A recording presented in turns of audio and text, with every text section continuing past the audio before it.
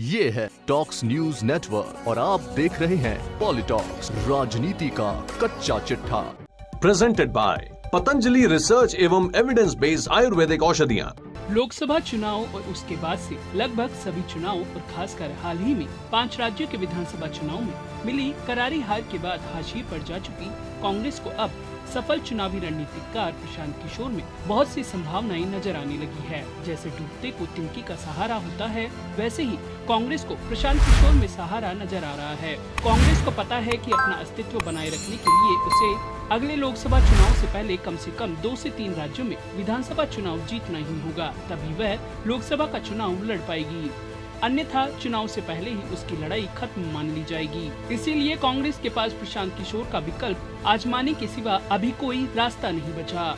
दूसरी तरफ ममता बनर्जी से मोह भंग और शरद पवार व नीतीश कुमार से नाउम्मीद हो चुके प्रशांत किशोर को भी नरेंद्र मोदी से 2024 के महामुकाबले के लिए कांग्रेस में ही वो स्पार्क नजर आ रहा है जिसकी उन्हें तलाश है। टीएमसी हो, एनसीपी हो या जदयू, रहेंगे ये क्षेत्रीय दल ही, जबकि कांग्रेस एकमात्र विकल्प है जो संपूर्ण भारत की पार्टी है और पूरे देश के कोने कोने तक फैली है। वैसे भी प्रशांत किशोर हमेशा कहते रहे हैं कि कांग्रेस जिस आइडिया और स्पेस का प्रतिनिधित्व कर रही है उसको विपक्ष की जरूरत है। इसलिए माना जा रहा है कि 2024 के लिए वह आइडिया और स्पेस उनको मिलने जा रहा है। लेकिन क्या कांग्रेस में पीके को वह मौका मिलेगा जिसकी उम्मीद में वे कांग्रेस से जुड़ने या उसके साथ काम करने जा रहे हैं? आपको बता दें कि प्रशांत किशोर अब तक ऐसी पार्टियों के लिए काम करते रहे हैं जहां सिंगल कमांड चलती है। उन्हें 10 जगह पंचायत करने की जरूरत कभी नहीं पड़ी, जबकि कांग्रेस में उनकी शुरुआत ही पंचायत से हुई है। आपको बता दें कि पिछले 5 दिनों में प्रशांत किशोर 4 बार नेहरू गांधी परिवार के तीनों सदस्यों सोनिया, राहुल व प्रियंका के साथ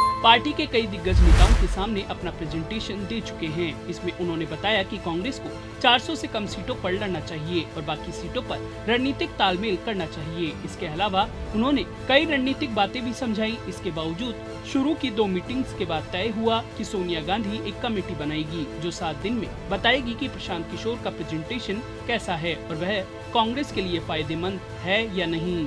इसी कड़ी में कांग्रेस के संगठन को मजबूत करने और आगामी चुनाव के लिए रणनीति तैयार करने के लिए सुझाव देने के संबंध में पार्टी अध्यक्ष सोनिया गांधी की बनाई गई विशेष समिति ने बीते रोज बुधवार को कांग्रेस शासित राजस्थान के मुख्यमंत्री अशोक गहलोत और छत्तीसगढ़ के मुख्यमंत्री भूपेश बघेल से मुलाकात कर विचार विमर्श किया। जानकारों की माने तो सोनिया ने वरिष्ठ नेताओं को बताया कि प्रशांत किशोर जल्द पार्टी में शामिल होंगे और 2024 के लिए रणनीति बनाने का काम करेंगे। यही नहीं, सोनिया ने वरिष्ठ नेताओं से पीके के लिए उपयुक्त पद या भूमिका के बारे में सुझाव देने के लिए भी कहा है। वहीं बैठक के बाद मीडिया को संबोधित करते हुए कांग्रेस के मुख्य प्रवक्ता रणदीप सुरजेवाला ने कहा कि पीके की भूमिका को लेकर विशेष समिति पिछले 2-3 दिन से विचार विमर्श कर रही है और अगले 3 दिनों में अपनी रिपोर्ट देगी। हम अगले 48 से 72 घंटों में इन विचार विमर्शों को समाप्त करने का प्रस्ताव करते हैं। यह समिति चुनाव लड़ने के लिए संगठन को मजबूत करने और इसे 2024 के आम चुनाव और अन्य राज्यसभा विधानसभा चुनाव के लिए तैयार करने के लिए उपाय सुझाएगी।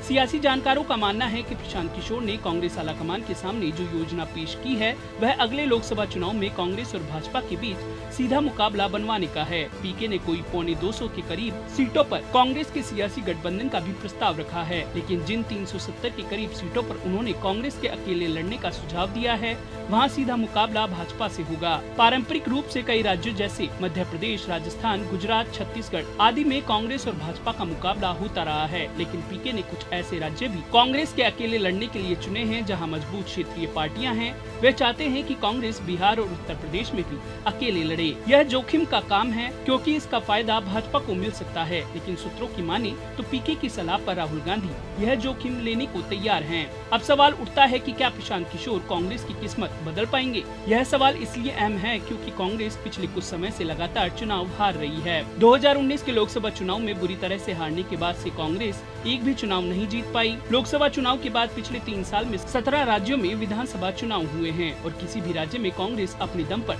चुनाव नहीं जीत सकी। तमिलनाडु और झारखंड में उसकी सीटों में कुछ इजाफा हुआ, लेकिन वह सहयोगी पार्टी के दम पर हुआ। महाराष्ट्र में भी वह सरकार में है, लेकिन वह चुनाव बाद बनी परिस्थितियों के कारण हुआ।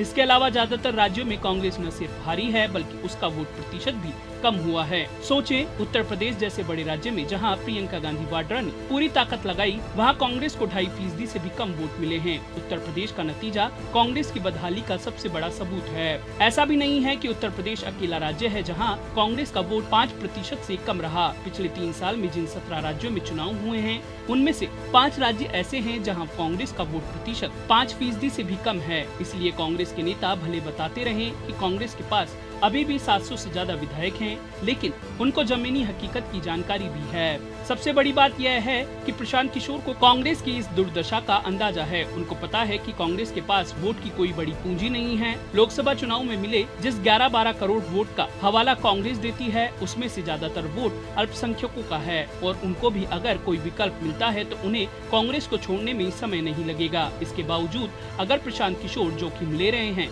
तो उसका कारण यह है कि विपक्ष की एकजुटता के लिए कांग्रेस के आइडिया और उसके स्पेस को जरूरी मानते हैं। इसके अलावा उम्मीद की एक किरण यह भी है कि इस साल गुजरात और हिमाचल में होने वाले विधानसभा चुनाव से लेकर 2024 के लोकसभा चुनाव तक 2 राज्यों राजस्थान और छत्तीसगढ़ को छोड़कर लगभग हर जगह भाजपा सरकार में है। यानी पीके ऐसी रणनीति बना सकते हैं जिसमें एंटी इनकम्बेंसी का लाभ कांग्रेस और उसकी सहयोगी पार्टियों को मिले।